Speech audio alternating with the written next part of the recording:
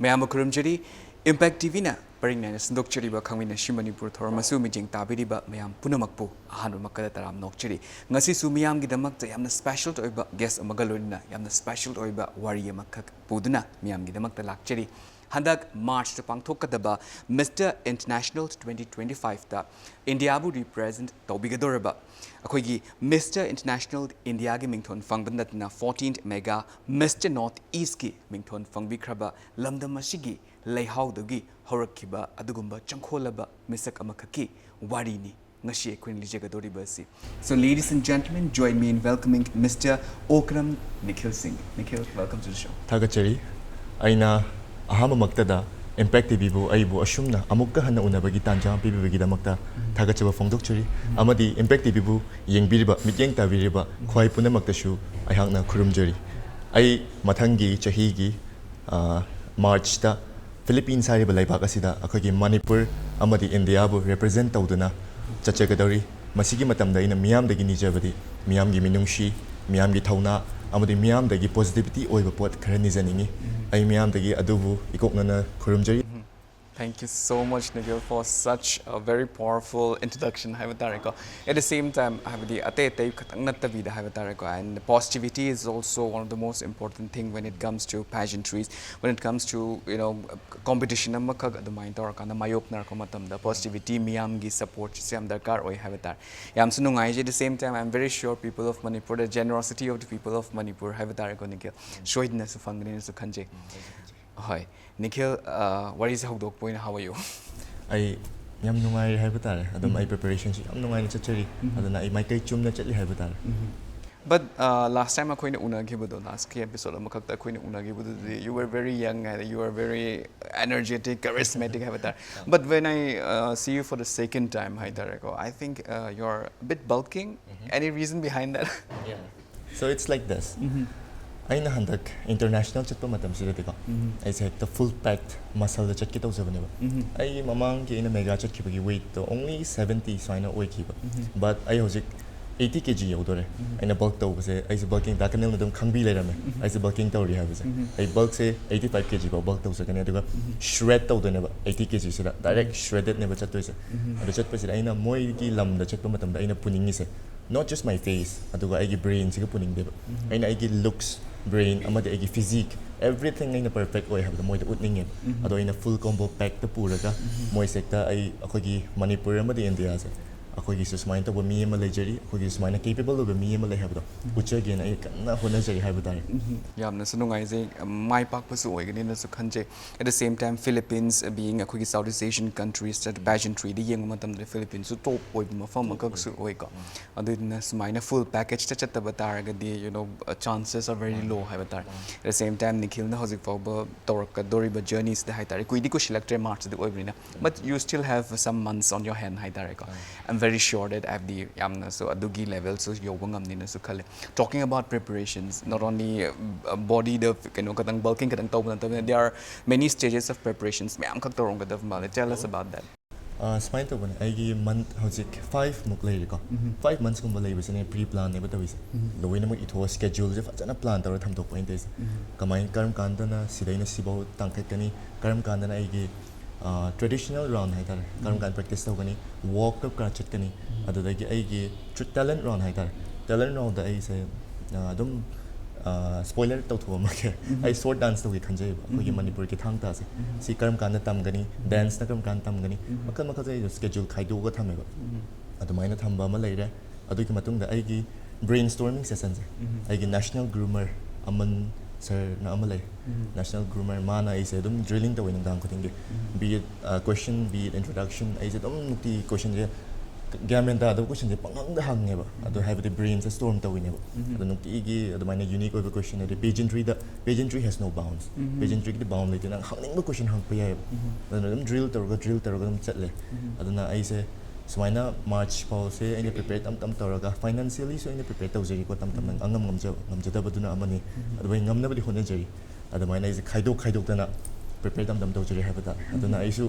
hena to prepare to ngamjege aduga hena sumai pa po ngamjege yamna sunungai je Nikhil have the sigumba experiences mayam se share su tawiram but at the same time impact tv gi live gam phab nai tar spoiler ma kak so dumain tawra kan da maina haidok piram me ko koina su hana secret una tham gada do impact tv na su khangje hore thank you so much for trusting us hai tar hoi aduga nikhil makha ta na mo ina khangjening ba se sigi competition si da hai tar tongan tongan malen gi mafam mayam da gi changkholaba mi mayam kak se have the miyoiba mo the perfect word miyoiba mam se dumain la ka you being one of them ko aduda sigi competition sida di kari nikhil na expectations me am khakti leram gani hojik tagi hongna that you have 5 months in your hands I tare you know ngasai so high give you have journal everything hai tare ga adu kamaina di expect away kari expectations le adugi matang da swari libi Thank you so much. I see the questions I pamjabane ko. Hangbuso hangbire. Aina mamang mega chatu matam da north east katang yu oibnina. Only 53 bawgi culture aina khangzarak pase. But 100 country ne bachat ka doise. Aduna aina expect doise around 40 country compete obani ka. Ai isamak yauro gadi 39 oigada ba. Moi sing se kaya hai tare. Korea lakani, ama lakani, adu lakani, makal se aina yamna thengnaning ba haiba tare. Sisi yamna expect tawa yam friendly behavior se expect tawa haiba tare. Adag moi gi maram da aina khangning ba. Moi gi national costume yingning ba. Adag moi gi talent round yingning ba. Adag moi gi personality aina yamna yingjining ba hai tare. Moi ga khoi kyam khenai. Chinjak ta kyam khenai. Wakalo ta kyam khenai. Sisi lo yingjining aina. Adag competition se aina expect tawa se. Hospitality am fazana expect away Philippines is hospitality the number 1 hai tare adum fazana to bi hai tare adum mayam se pullaga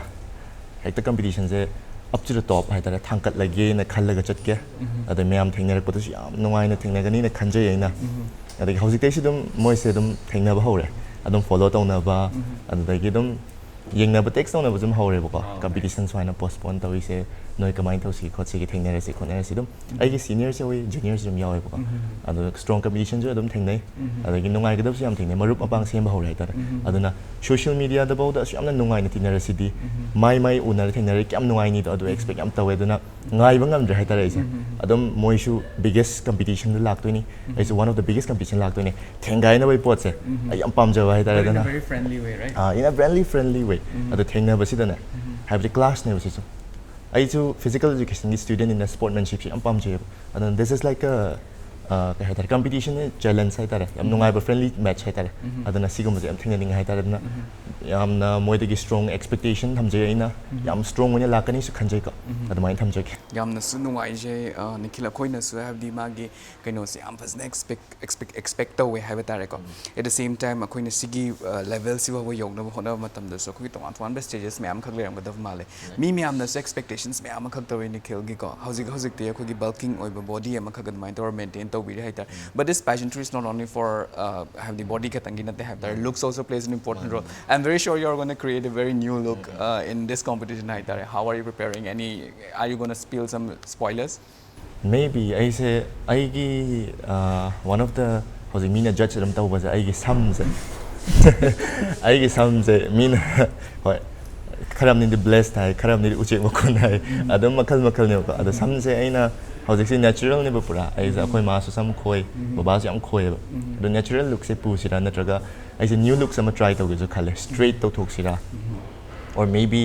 drab ka khang de makal lai bane ka ado ai tau sira ka khalam ne but march po yei thara bani na tha sira ai don try tau new looks try tau ya ado bo ai you know the appearance di ka looks are deceiving guy the appearance di am tina moi the heck over the first impression the blow up oiga da amada chat ke khan bane adana perfect look say dum test tau ge khalle adwai prepare tau dana the wardrobe fazana semi I say moi chatla kan da day 1 dana kai shet kani day 2 dana kai shet kani adum prepare tau ko look se dum makal ni thammi se ai gi dressing style se all money chana bra adai be hip hop chana bra makal ni ko ina try tau se do khoi dai phajaba sing se na khantu oga puja ga do ne badum look se mega ge looks oi ro hai tar aduna international ina isu international gi pot ama ut ke na khanjai ka designer me am su tanari ai ge fashion looks yeng na ba barber da bu chatla su sambo ro ama bo mai bo shemo ado moi da ai ge looks se kamai tar phajagani khot kani anoba looks kai chanani khoni da adum tanai hai tar aduna yam tina powerful able looks ama pu ge na khalle ado mayam adum ngai mina sai ba tar By the way, siki matang sa koina anoba looks amaka create tong no hot of matam the overall ne hosik se Nikhil has expressed of habiri haidara and we are expecting a lot from you also Nikhil, honestly speaking. Sigi matam se the have the samgi matang the buhairo the wardrobe ki matang do so hosik habiri haidara. Let's be very transparent. You are going for an international pageant, right? So all the resources are from Manipur, whether it be for your looks, whether it be for your wardrobes, most of them are from Manipur. Do you think that the designer, the barbers, you know, the beauticians here in Manipur are capable of creating that looks that matches the international arena? I believe so because like howziki 2025 sidana khagi Manipur sida model gi pot ama adu pageantry gi pot ama yam kana rise torok pamu uyeba aduna designer sing sisu designer gi brains adum hainari ko mina sudum hainaba praman sudum tongnai designer gi kok haibase UPSC passed out exam thagi ba mi dagi hena wangena maram di concept yam sagalak toineba adubu Manipur da material leitaba na maram oiraga shu puthokpa ngamda basu yauki ba yam adubu Manipur gi arts adudagi handicraft mayam season aduna yam chokhatna puthora posi yam thengazari adun designer singse amadi barber sing amadi beautician singse moi gisu angamba thakta hotna jaduna khoibu international look sida lakna ba adum tawri haiba tare adum westernized oina ba si hotna rakpa adagi akhoigi historical sudum laigidaba mix tawna rakpa se adum combine la bridge ama sem bhai tare historical to western the bridge ama sem chacha ba se adum chawkhala I haiba tare aduna 2025 ne Manipur spang hantha dre haiba tare adum Manipur yam chawkhatle hojik aduna adum aina chatkadawi matam se match to ngamni na ai yam tin thajaba oi aduna ai beautician the designer amadi barber sing adagi akhoi bu fazahan ba groom tawriba mi singse yam thagatli adu yam su nungshi haiba tare swain thamjening yamna sunungai je this message hai tare kom habdi Nikhil na hojik pibiri ba sigumba kari haigani mapau se akogi inkhallakli ba passion bu pams ba both male and female mayam da so habdi it's a ray of hope haiba tare ko habdi Manipur gi lai house dagi hojera akanda Manipur gi lai house dagi loina mang use to akanda even overseas ta fall ba compete tongna ba ya ba ge dugumba opportunity lai kaina taza ba se am nungai talking about the wardrobe, Nikhil, kana wardrobe set can you tell us? I see the secret see thamning bane adabu howzik phaugi diko aingonda lakpa wardrobe se pari kaithel magi waistcoat yamna kaino ne fashionable oi ko handa kaina Nagaland da jury oi budget pa matam se licha gi bane ba adara si yamna mina phajai hainai ka waistcoat ama oi red kida ado akhoi gi tribal waistcoat oiba adada prince na maitai gi print oiba maitai yumjao yawi maitai gi aramba gi kano yawi lo yaw ba haitara yam phajaba print ne kangla sha lo yawre da pari sidum hai ba designer ne ko yamna adamaina oi adada gi aingonda laise kabui attire gi dress so aingonda hapet agi birthday numita pibire emoina sise ai chatpa madam da set piro o holona adubu aigi national costume ja sidi reveal ta ro gi haitara maram de ma se yam kana hoji hotnari ko ado under construction yam phajana hotnari yam haiba designer mane ma so ado reveal ta kan dum khangnar ade me amna kamain karamba designer no ado kana gi mana tau khre haiba je khangnar ane dum haitar dai gala night ta su set ka da ba dum designer tawbiri designer mari manga de lecture haitar ingon da hoji swana sponsor tawbira ko ai gi yam basing ado ai gi chasing yam phajana tawbi ingon da haiba de ai su mi what ore kane khanjarubudo adubu moina thokpirektuna adum inkhat pirekna batawe haitare aibu migisu adum designer me amna tawbirak toini aigisu what handa na bo hotna bibase adum tawbi haitare adumaina aduna aigi national costume se khogi Manipur ga yam related oibadi oigani ndi yamna su luba su oigani adum phazaradi adum taptai phazagada haitare unique oigada haitare aduda thom gradi chinkhat toine ba ise adum atana adumaina leigani haitare aduna adumana mayam ngai minare sai butare ko yamna sunungai je and thank you so much duga khogi kari have tare khogi national costumes so I hope it tells a story have tare at the same time thank you so much Pari Kaithel have tare big shout out to you Pari Kaithel gi designs me am zaina su ujagi hai tare ko have this the tongan but you also tell stories through your designs hai tare the elements that you have put up in your costumes it also tells the stories the historical stories of we meitei have tare into your fabric thank you so much at the same time khogi yamna nungshina khundaminari ba kabui rongmai jati singsina su khogi sigumba pageantry amakak lak matam sida khogi tongan ba jat bijat yengdana smain tawar kan da smain ga mateng pangwe ka haibase anau hope amakak oidrane khoi da so habadi hena hotna ning bagi matare hoi I'm very sure that you will carry up not only a part of the entire Manipur haitare ko rongmai gi part choba amakak sa ꯑꯩꯈꯣꯏꯅ ꯍꯟꯗꯛꯀꯤ Miss Internationalsꯗ ꯄꯨꯔꯒ ꯆꯠꯀꯅꯤ ꯍꯥꯏꯕꯒꯤ expectations ꯑꯩꯈꯣꯏꯅꯁꯨ ꯊꯝꯖꯔꯤ Nikhil ꯍꯣꯏ ꯌꯥꯝꯅꯁꯨ ꯅꯨꯡꯉꯥꯏꯖꯩ Nikhil ꯋꯥꯔꯤꯁꯨ ꯌꯥꯝꯅ ꯅꯨꯡꯉꯥꯏꯔꯤꯀꯣ ꯑꯗꯨꯕꯨ ꯋꯥꯔꯤ ꯃꯌꯥꯝꯁꯦ ꯅꯨꯡꯉꯥꯏꯉꯩ ꯃꯔꯛꯁꯤꯗ preparationꯁꯦ ꯊꯥ 5ꯗꯤ ꯂꯩꯔꯤ ꯍꯥꯏꯕ ꯇꯥꯔꯦ ꯂꯝꯗꯝꯁꯦ overseas ꯆꯠꯀꯗꯣꯔꯤꯅꯤ ꯍꯥꯏꯕꯗ even if it's part of the Southeast Asian countries the fare is very high at the same time expenses is going to be very high also at the same time you are going to create an entire wardrobe which is going to last you for about 2 to 3 weeks I guess Natra financially the kamaina manage to we tell us about it yam nungshibane financially se ai gida hayade ai se laikai ani da chawrpa mi ne ba adubu ai gi hausi waikhom laikai se mona ai gi tawbiri se haushi amasu tawbi ko lucky draw se mayam se dum ningol chako bagi se dum khangbiramani haushi yam kyam tawge se and ai gi damak ta haitar ai gi ming da haushi am yam chawna tawbiraga around at least 1.5 mukti pb ge na moina thamjari ko adugu remaining sti ai gi ngamjaba aina tanjari ba paisa mayam se adu asi ai ju tungjanjari yam kanna adu diet se maintain taw wat yam waba jane se se amuk aina lambi de chumna chakhrade amuk ngamjaba paisa phangjaba adu na tadi yam waba jane ko adu na ai gi tungjanjaba adagi khoi gi yum dagi khar puthokjaba khotjaba adagi yam nungai bamna ai gi agency mega entertainment se moina ai gi atopadi loi tawbi haitare 50% 70% de moina loi tawbi haitare ai gi wardrobe pu oju khar sponsor to bi Kolkata dagi sponsor la kani gi wardrobe adagi ai gi registration hai batare moi gi Philippines da moi chakhiba gi khotkiba registration ya moi loi tobi hai tare around yame pesa de adum maina mention do jara roge pesa yame dum mana dum tobi hai tare mega na adui hai de mega entertainment yame greatest platform hai tare one of the khoi Manipur dagi north east chatpa north east to international chatpa adugum bagi yamna great oi ha tare aduna adum haija hoge mathang chahi dagi di mega entertainment se international ahum leidore bako winner se international ahum de ne bchato je adu gishu big shout out adu mayam lakpina ba ready tawjaro akogi audition ki as hodore bani ko adu maina thamjage yamna su nungai je have the shigi information su impact tv na su thongora kandan Nikhil mayam da loin mak su yobang am jage pageantry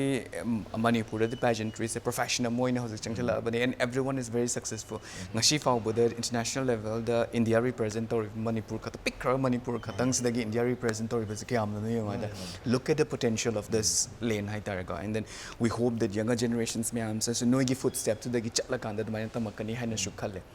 Nikhil handaki akoigi Mr International 2025 se aina sum mamang da net gi yengi matam da have this is a aina sum pau tarak mato thinder gi ba male makoi se have the hana magi tentative time ama leramo da kitang thinder kanda next year bo ga ta gi ba male da ai shunga a se next year gi March na tongni kai na ngashi ibani thengna ba matam da off camera da hire kibdo any reason behind this ado aina khanbada ko moi se swain tawki handak se Asia Pacific 2025 yam chawba international gi na ko khoi Manipur dagi su candidate liaw gi bane che Daniel Kangjam yam phaba ma yaw gi bane yam haiba ado ma gi su tawrikan the stage se you har kan har ki earthquake se 6.9 da ha ki ko ado mi ju shock pa pan ba mem yaw ki ado ko mi ni le raga pung tara rom da 8 da ha ki you har se am kan ado da building 2 ba ado da gi mi si ba mem yaw ba jan ado gum ba gi su male ko ado moina su hai under construction tawri ado na sidagi yai tharak pa sida henna media broadcast to chawba adagi stage ena phajaba hena su yamna ka hetari promote tawgadaba sponsor chu bula kadaba matam amada hoina tawra sina lep khibane ba sigi matam sira lepadi yamna su success hoigani one of the biggest hoigani haiba moina su ado aina su March ai yam tina lucky hoiba matam haiba tar adana ai thindagi bis haraw haiba tar November da oiramni hairam bani hana November sida ai semester exam leba yam chauna leba tar adana ai se back char da ina hana dagi semester exam dai crack tar chauna tawjara laksari je adum kai kido back ama chabat adana yam phare na khanjai adagi financial prepare to bosu hena yam tawbasu yari na khanjai ko adana swane ito ki yam lucky hoy adagi hena chauna su tawbiradi koi Manipur gi su maini amadi India gi su maini haiba tar mai thamjage yamna sun nungai je Nikhil khogi marik chumba wari me amakak su haiba tar ko without any gray matter all black and white haiba tar ko si conversations yamna sun nungai je hai tar marak thatna break ma cham tang longina shi break ki matung da Nikhil Okram ga wari nungai ba mayam ga lorena khangminashi Manipur hanjar ki ge Impact TV bu mijeng taru lebi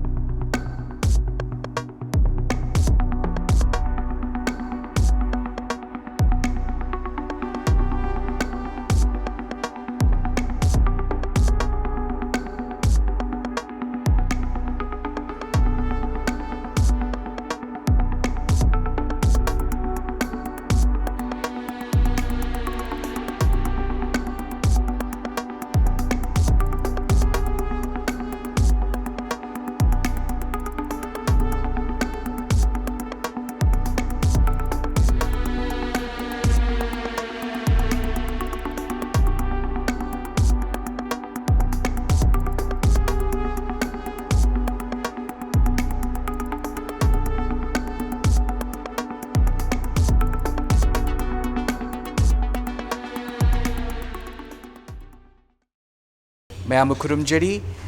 break mamangda khoi Nikhil na tongan ba wari mayam khaksu libigre ko habadi at the international arena se kamai tawda khot ka habagi matang da entire scene ma khak sa koina mai create tawigre hai tar Nikhil break matung da khoina hire pase aina sum social media da scroll tor yang matam da you have been actively participating in advocating akhogi internally displaced people gi matang da crisis in a shokhalaba dugumba mi mayam se gi well being gi matang da you are working different akhogi keno mayam khak tawri habatar sigi matang da su tang wari libi Sigi matang se aina pukhaning basu kuirabani haitare aina sigi internally displaced people gi damak da swaina thokjare is aina yamna leidana tholapusina te aina yam khang haidana tholapusina chedebo aina class 11 ga matamda ai siguma title ama baw leitrikan dagi aina Kanchipur dagi na bazar baw ba khong donation chatlaga moi gi damak da kai kai no kharadi piba ngamjaki ba relief camp ta chattuna imana ba tarukka adumaina ngamjaki ba sida ise adum mateng pang mo khotpa yamna pamjare haibata adu numitu da angang du na harau ki basing kaw de haibata aduna ai hojik aina title sima phangakanda title se karam mai kai da pushi ye na khalapase adu aina Manipur gi akhoi gi ima leba ki damak ta kai tawbu ngamgani khotkani title sina ingonda paisa karor phangbo re badi aina moida thada ba yai adu na cheda bani aina title sina duna moina ngangbang ngamdreba khonjel do aina moigi dam ta ngangbi bane ba aina school chatuna satra singbu puning thogat bi bane ba IDP sing si yamna ware haibata hojik se IDP sing se justice leitre masagi privacy leitre masagi washroom baw ba phasana leitre haibata private phangna phamung baw akhoi di tumba phangi ni moi di phang ponte ba phasana ada college amadi school ka ba matamda moina kyam waram ni kholam ni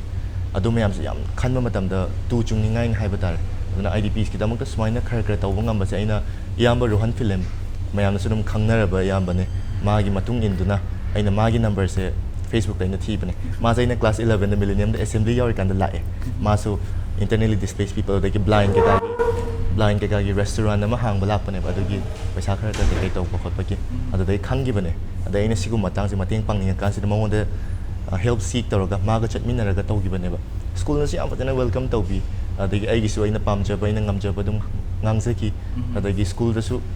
paisa level later bana mani ai ngam ja ba tiffin at least 50 plus oil su ai moi gi damak ta mateng pang ba sponsor taw ja ba ngam saki adu maina chatuna school taruk tare te chare adu maina IDP si damak ta dum chare hai bata aduna angang sing su IDP sing su yeng bi ba yawade noi gi su akoina uri hai bata noi se akhoi gi mitta gi mangdri hai bata ina thamjining badi akoina noi bu uri noi wakhal sontha ganu Manipur dum gi gumna halakani na thamjining yamna sunungai je yamna su maru oi badum advocacy amani su khanje Nikhil haibadi akhoi gi younger generations akhoi gi school tamiba mahiroi college tamiba mahiroi mayam sa real crisis on the ground crisis mayam sigi matang da khanghanba adagi sympathy and empathy both adugumba mayam matam hanba as an human kind amakak develop tor na matam da sigi idea mayam so through you haidar nangi voices na khangalam ba yamna important oi brand su khale Nikhil talking about your advocacy handaki international pageants so advocacy amakak pura gadi chatkadori ni nangi voice nangi presence chuna haibata du advocacy do malem shin bathum maina khanghalam badoi ne haitare kari advocacy di pura ga chatke ne khali similarly oi haitare ai gi advocacy se meng oina haira bada healing the home haitare healing the home haibagi pots de chachani ko hojik IDPs mayam akoi Manipur da scattered oiraga masa gi mayum dagi snatch tawraga thamjari leijari haitare moise awana tar am lai adu moi gi damakta aina international level da stage da pukhat banga madi moi gi damakta ngang bangam base asima pamjai ko adagi aina sigi peace ki pot se international platform global platform se ngangam batar badi mina su recognize to gun haitare Manipur se dum smaina wa dan lebe se adum ubi da busu yawe ba ado aina smaina akoi je sigum balam dagi la asu smaina su powerful oi habado khoi de hanthaba laite ni su ni de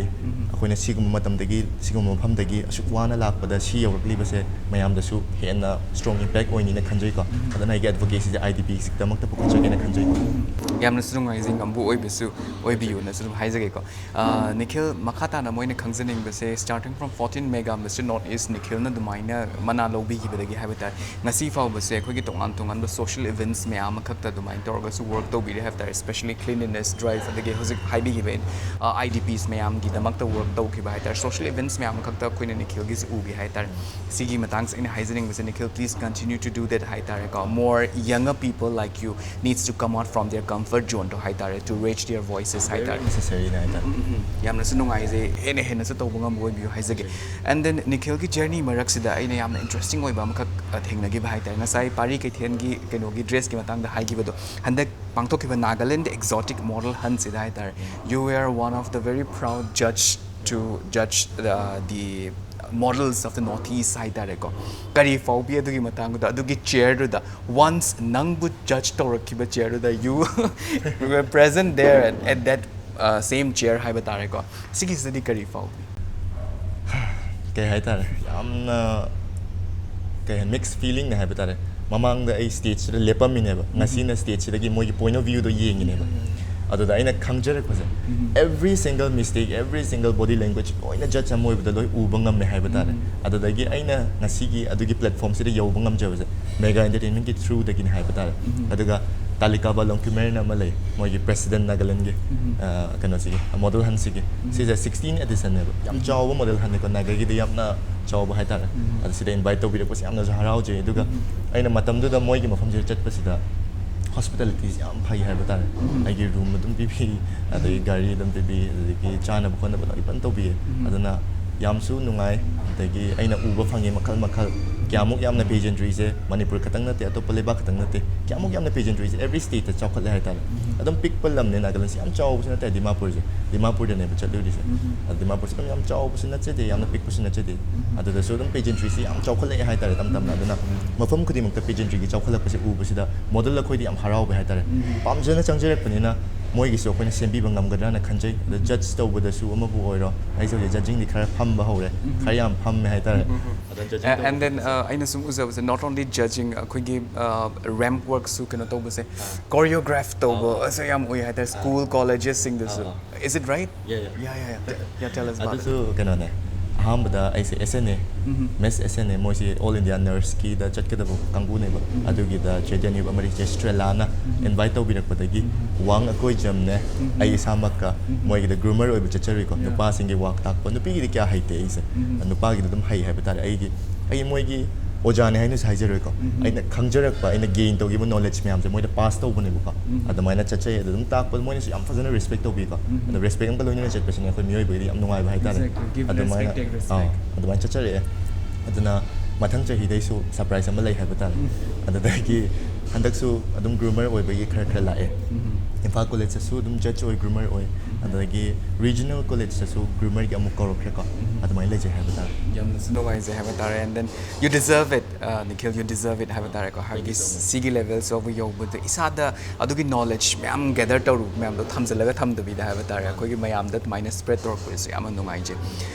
Nikhil wari ꯁꯥꯅꯤꯡꯕꯗꯤ ꯃꯌꯥꯝ ꯑꯃꯈꯛ ꯂꯩ ꯍꯥꯏꯇꯥꯔꯦ but ꯈꯪꯃꯤꯟꯅꯁꯤ ꯃꯅꯤꯄꯨꯔꯁꯤꯅ ꯀꯛꯅ ꯃꯇꯝ ꯑꯣꯏꯕꯅꯤꯅ ꯀꯨꯏꯅ ꯄꯨꯛꯃꯦꯟ ꯄꯥꯎꯃꯤꯟꯅꯕꯗꯤ ꯐꯪꯉꯣꯏꯗꯣꯔꯦ Nikhil you are leaving on March of 2026 right ꯑꯗꯣ Nikhilꯗꯤ ꯆꯠꯈ꯭ꯔꯅꯤꯀꯣ ꯂꯩꯍꯧꯔꯤꯕ ꯀꯪꯂꯩꯆꯥ ꯃꯌꯥꯝꯁꯤꯅ ꯂꯩꯍꯧꯔꯤꯕ ꯅꯣꯔꯠ ꯏꯁꯇꯔꯟꯁ ꯃꯌꯥꯝꯁꯤꯅ ꯂꯩꯍꯧꯔꯤꯕ ꯏꯟꯗꯤꯌꯟꯁ ꯃꯌꯥꯝꯁꯤꯅ ꯍꯥꯏꯕ ꯇꯥꯔꯦ Nikhilꯒꯤꯗꯃꯛꯇ what can I do what can we do for you Nikhil ꯑꯩꯅ ꯍꯥꯏꯖꯅꯤꯡꯕꯗꯤ ꯃꯣꯏꯗꯒꯤ I don't want financial help or ꯈꯪꯗꯦ ꯑꯩ ꯅꯣꯏ ꯃꯌꯥꯝꯗꯒꯤ ꯑꯩ ꯑꯗꯨꯒꯨꯝꯕꯁꯨ ꯀꯩꯁꯨ ꯄꯥꯝꯖꯗꯦ ꯍꯥꯏꯕ ꯇꯥꯔꯦ ꯑꯩꯅ ꯄꯥꯝꯖꯕꯗꯤ ꯑꯩꯅ ꯃꯣꯏꯒꯤ ꯂꯝꯗ ꯆꯠꯄꯁꯤꯗ ꯋꯥꯟ ꯃꯦꯟ ꯑꯥꯔꯃꯤ ꯑꯣꯏꯍꯟꯕꯤꯒꯅꯨ ꯍꯥꯏꯕ ꯇꯥꯔꯦ ꯑꯩꯅ ꯆꯠꯄ ꯃꯇꯝꯁꯤꯗ ꯃꯌꯥꯝꯁꯨ ꯑꯩꯒꯤ ꯅꯥꯀꯟꯗ ꯂꯩꯕꯤꯕ ꯍꯥꯏꯕ ꯇꯥꯔꯦ ꯃꯌꯥꯝꯅ ꯑꯩꯕꯨ ꯏꯟꯈꯠꯄꯤꯕ ꯍꯥꯏꯕ ꯇꯥꯔꯦ ꯃꯌꯥꯝꯅ ꯑꯩꯕꯨ ꯄꯨꯁ ꯇꯧꯕꯤꯕ ꯃꯌꯥꯝꯅ ꯑꯩꯕꯨ ꯄ꯭ꯔꯃꯣꯠ ꯇꯧꯕꯤꯕ ꯃꯌꯥꯝꯅ ꯑꯩꯕꯨ ꯁ꯭ꯇꯔꯦꯡ ꯄꯤꯕꯤꯕ ꯊꯧꯅꯥ ꯄꯤꯕꯤꯕꯁꯦ ꯁꯤꯃ ꯇꯧꯕꯤꯔꯗꯤ ꯍꯦꯟꯅ ꯃꯥꯏ ꯄꯥꯛꯀꯅꯤ ꯈꯟꯖꯩ ꯃꯔꯝꯗꯤ ꯆꯠꯇꯣꯔꯤꯕꯁꯤ ꯏꯊꯟꯗꯅꯦ ꯑꯗꯣ ꯃꯤꯒꯤ ꯂꯝꯗꯁꯨꯅꯦ ꯃꯤꯒꯤ ꯑꯅꯧꯕ ꯂꯩꯕꯥꯛ ꯃꯤꯒꯤ ꯑꯅꯧꯕ ꯅꯨꯡꯁꯤꯠꯇ ꯈꯣꯡꯗꯥꯔꯨꯒꯗꯕꯅꯦꯕ ꯑꯗꯨꯗ ꯏꯊꯟꯗ ꯆꯠꯄ ꯃꯇꯝꯗꯗꯤ ꯑꯩꯁꯨ ꯃꯥꯏ ꯄꯥꯛꯑꯣꯏꯅ ꯈꯟꯖꯩꯌꯦꯕ ꯑꯗꯨꯕꯨ ꯃꯤꯌꯥꯝꯒ ꯂꯣꯏꯅꯅ ꯆꯠꯂꯕꯗꯤ ꯁꯨꯡꯃꯩ ꯃꯈꯩ ꯃꯥꯏ ꯄꯥꯛꯀꯅꯤꯅ ꯈꯟꯖꯩ ꯍꯥꯏꯇꯥꯔꯦ ꯑꯗꯨꯃꯥꯏꯅ ꯊꯝꯖꯅꯤꯡꯉꯤ ꯌꯥꯝꯅꯁꯨ ꯅꯨꯡꯉꯥꯏꯖꯩ ꯏꯝꯄꯦꯛ ꯇꯤꯚꯤꯅꯁꯨ Nikhilꯒꯤ ꯉꯁꯤꯒꯤ ꯃꯃꯜ ꯌꯥꯝꯂꯕ ꯋꯥꯍꯩꯁꯤꯡꯁꯦ ꯍꯥꯏꯕ ꯇꯥꯔꯦꯀꯣ ꯑꯩꯈꯣꯏꯅ ꯊꯣꯡ ꯑꯣꯏꯔꯀꯥꯟꯗ ꯃꯤꯌꯥꯝꯗ ꯃꯅꯤꯄꯨꯔꯒꯤ ꯃꯤꯌꯥꯝꯗ ꯏꯟꯗꯤꯌꯟꯁꯤꯡ ꯈꯨꯗꯤꯡꯃꯛꯇ ꯍꯥꯏꯕ ꯇꯥꯔꯦ irrespective of the language ꯑꯩꯈꯣꯏꯅꯁꯨ ꯌꯧꯍꯟꯖꯕꯁꯨ ꯉꯝꯖꯒꯦ and then impact TVꯒꯤ ꯃꯥꯏꯀꯩꯗꯁꯨ lots of prayer to you and lots of wishes to you Nikhil I'm very sure you deserve this title and then I'm very sure that you are never gonna let us down thank you so much